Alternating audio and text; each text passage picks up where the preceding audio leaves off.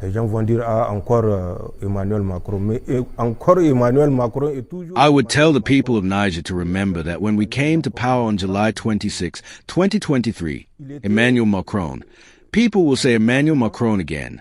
But indeed Emmanuel Macron, always Emmanuel Macron, and with Emmanuel Macron, France of course.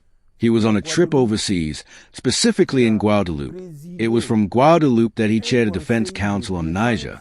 In their mindset, Niger was a colony, and Niger is still a French colony. They decided, for France and against Niger, that we had 1 week. I said it clearly. We had 1 week to restore Bazoum, otherwise lightning would strike us. But we saw on which side the lightning struck. Not satisfied, they activated the Accuses puppet, which already on July 30th, barely 4 days after our intervention, also, and in the same vein, ordered the restoration of constitutional order. What constitutional order is there? Or can there be in a colony? Since Niger was a colony until July 26, 2023, we stood by our choice because it is a responsible and accepted choice. The horde of those who came to the airport for the second time are mercenaries in the pay of France, but more generally in the pay of the European Union or Europe, or more generally the West. And that, too, is not something I said. Listen to the Belgian senator. I remember the Director General of RTN broadcast segment, Mark Batenga. Listen to him, and you will understand what Europe has contributed in terms of billions of euros to equip those who swarm, the mercenaries who swarm across the Sahel to wage war against us. Even the most naive will understand that when 12,000 men on motorcycles are mobilized to try to invade Mali, this is not the work of sellers of stolen cattle, sellers of stolen chickens, or sellers of stolen shells, or of a few zakat collections to finance 12,000 men in coats and others aboard pickup trucks. We saw it, and the world is witness to this state of affairs. But the world does not move. We will move because our survival depends on it. So those who came to the airport are puppets. It is like someone pointing to the sun while you focus your gaze on his finger. To believe that those who came to the airport are terrorists fighting for a cause is to be extremely naive and to understand nothing of what I have just mentioned. The airport was attacked a second time. The airport will be attacked because France's survival is what is at stake. And France will use every means, as Emmanuel Macron said, and I quote him, that he will not leave office with his tail between his legs before departing. He will settle scores with the putschis of Niger first, then those of the Sahel, namely Assimi Goïta and Ibrahim Traoré. That is what this is about. It is France that finance. We have evidence, and I will tell you about it.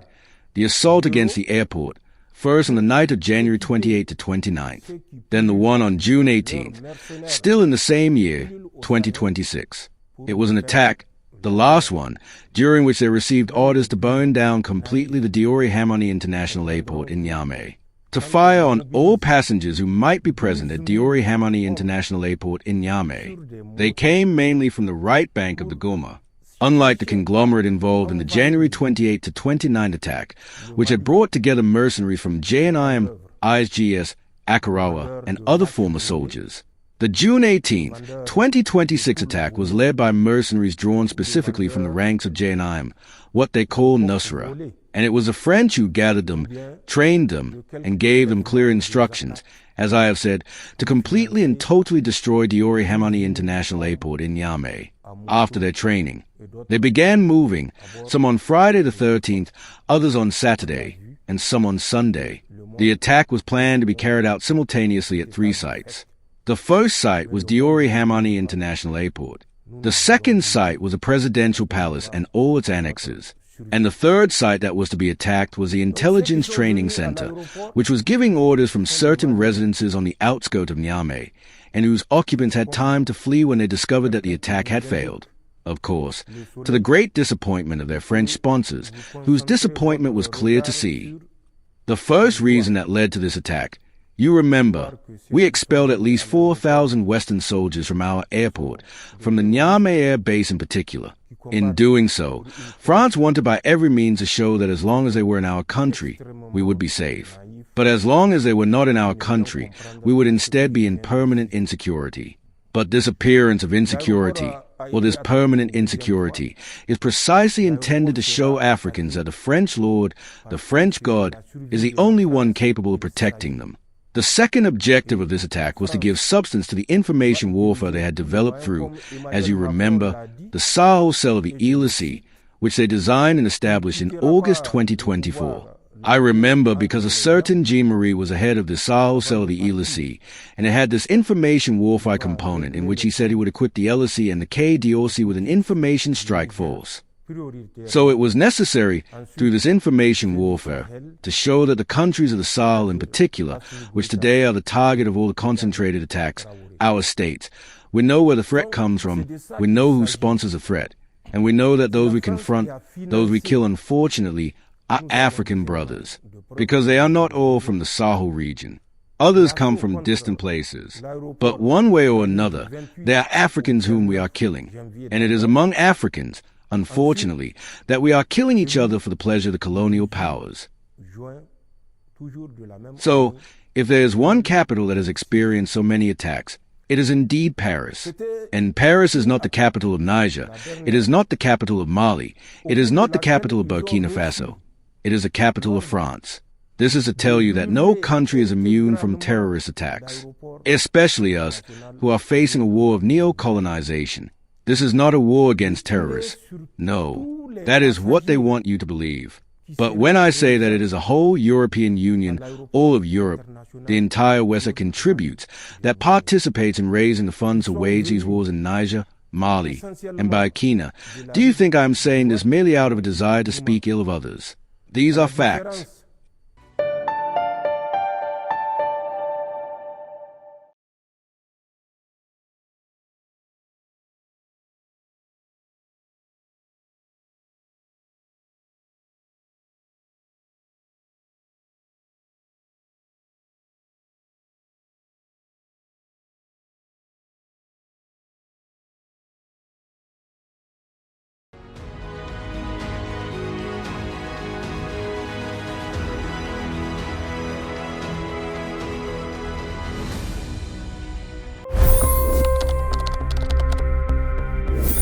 $25 crore गरीब गरीबी को परास्त करके बाहर निकले।